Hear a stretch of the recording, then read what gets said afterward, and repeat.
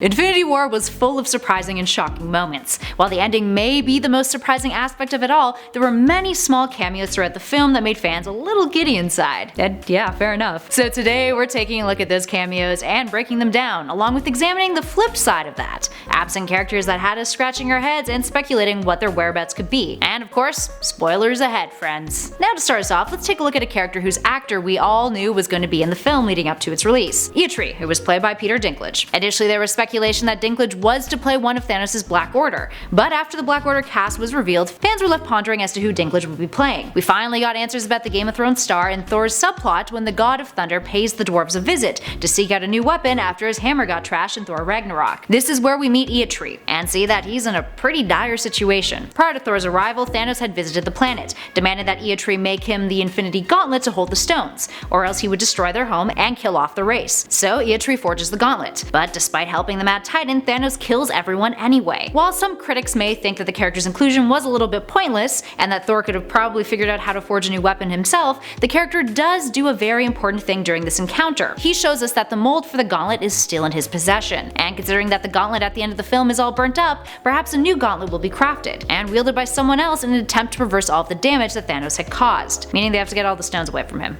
But that's a different trouble. Next surprise cameo featured two familiar faces, Nick Fury and Maria Hill. The two make a cameo in the post-credits scene of the film. Not overly surprising, but a nice way to tie in what's going to happen next. The Captain Marvel film will come out after Ant-Man and the Wasp, and right before Avengers 4, which ends off Phase 3. And it also raises a lot of questions. Now it seems fitting that Fury would make an appearance in the film that has almost everybody in it. And who better to set up Captain Marvel than the man who dominated many of the post-credit MCU scenes in the past. Captain Marvel's film is supposed to be set in the 90s, so we won't be seeing any of Thanos in that movie, but we're sure that we'll be seeing Fury. But here's a very important question that post-credit scene raised. Why has Fury never called Captain Marvel prior to this? Why is the reason that he's using that space beeper now? And why has he been holding on to it ever since the 90s? But perhaps more importantly, what stopped him from calling her before? Moving on, let's take a look at one last cameo, the most surprising of them all. Red Skull. In case you don't recall, the last that we saw of Red Skull was all the way back in Captain America: The First Avenger. Red Skull was Cap's antagonist and had the Tesseract in his possession,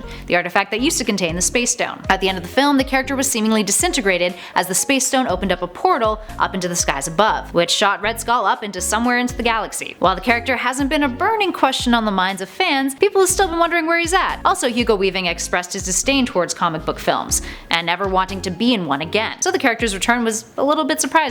Also played by a different actor. His story arc comes full circle. We see him on Vormir, the location of the Soul Stone, as a spirit-like character who is now the stone's guardian. Talk about a fate worse than death. While this cameo may not have a huge impact on the storyline, it was a great surprise for fans of the film, and it was nice that finally his whereabouts was answered. But it's curious what'll happen to him now that he doesn't have anything to guard.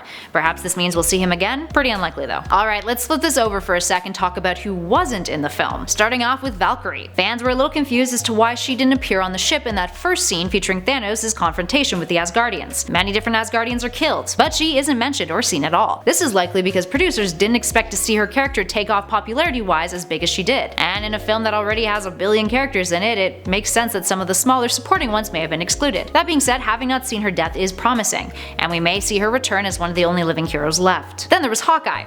Wasn't present either. His absence was explained in a singular line that says he's under house arrest, but on the plus side, pictures have been leaked from the set of Avengers 4, with him wearing an outfit that looks a whole lot like Clint Barton's costume when he takes on the Ronin mantle. Who, by the way, if you're curious, we did a top 10 facts list on that you should definitely check out if you're like, who's Ronin? Then there was Ant-Man, who was also missing, and also under house arrest. But fear not, his film is up next, released in July, titled Ant-Man and the Wasp. Fans are speculating that it will take place concurrently with Infinity War's timeline, and that perhaps one or both of the title characters will turn to dust by the end of the film. Next up, we've got a really big question for fans of the Infinity Gauntlet comic miniseries, the comic that the film is primarily based on. Those fans may be wondering why one major component behind Thanos' motivations was missing. We're talking about the entity Death. Mistress Death is at the core of why Thanos does what he does with the Infinity Gems. In the comics, Thanos, being a total nihilist, falls in love with Death, and his collection of the gems and his quest for omnipotent power is a result of proving himself worthy of her love. There's also an imbalance in the universe between the number of living beings and number of dead ones, and she wants Thanos to correct it for her. While there's a few obvious reasons why Death would be initially left out, there's still speculation that Death may appear down the line to further flesh out Thanos' character in Avengers 4, when all of this is hopefully resolved. Maybe. We don't know. Also worth noting, rights for Disney kick in 2020, resolving that whole Fox Marvel rights debacle, meaning many of the characters that weren't present but played played a role in the Infinity Gauntlet comic may end up involved in the story arc if Thanos' storyline continues into Phase 4. This includes Silver Surfer, who played a huge part, some of which was replaced by the Hulk, and also members of the X-Men. Wolverine's bones are turned to rubber by Thanos in their big battle that was spearheaded by Adam Warlock in the comics. And Cyclops was there too. His head was encapsulated in a glass box, also by the Mad Titan, and it also killed him. Alright, there we have it, friends. Which of these cameos surprised you the most? Which of these absences did you not really care for? Give us the lowdown in those comments below. In the meantime though, if you're hungry for more Infinity War or Avengers, we have a bunch of videos on our channel just waiting for you to check them out. There's even a playlist flashing on your screen right now. If you dug this video, please spread the love by hitting those like and subscribe buttons. And thank you so much for watching. I'll see you guys all in the next video.